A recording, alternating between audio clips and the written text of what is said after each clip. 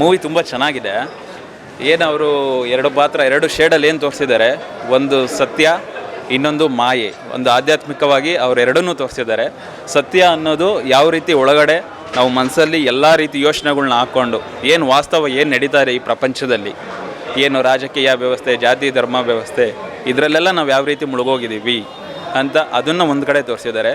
ಸತ್ಯ ಅನ್ನೋದು ಈ ಒಂದು ಮಾಯಾ ಪ್ರಪಂಚದ ಮುಂದೆ ಕಂಪ್ಲೀಟ್ ಮಣ್ಮುಚ್ಚೋಗಿದೆ. ಅದು ಯಾರ ಕಣ್ಣಿಗೂ ಕಾಣಿಸ್ತಾ ಇಲ್ಲ. ಅದು ಆಚೆ ಯಾವ ರೀತಿ ಬರಬೇಕು, ನಿನ್ನನ್ನು ನೀನು ಯಾವ ರೀತಿ ತಿಳಿಬೇಕು, ನೀನು ತಿಳಿಬೇಕು ಅಂದರೆ ನೀನು ಯಾರ ಹತ್ರ ಹೋಗಬೇಕು. ಅದನ್ನು ಸಂಪೂರ್ಣವಾಗಿ ತಿಳಿದಿರೋರು ಯಾರಿದ್ದಾರೆ?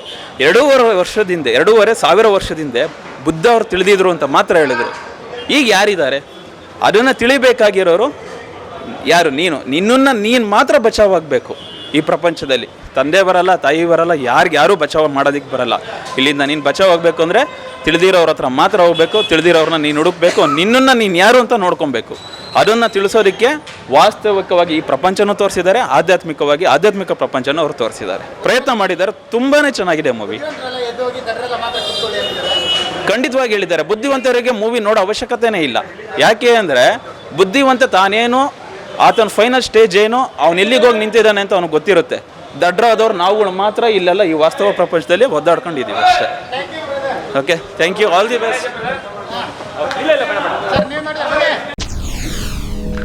SS TV ಸಿನಿಮಾ ಜಗತ್ತಿನ ಕ್ಷಣ ಕ್ಷಣದ ಸುದ್ದಿಯೊಂದಿಗೆ.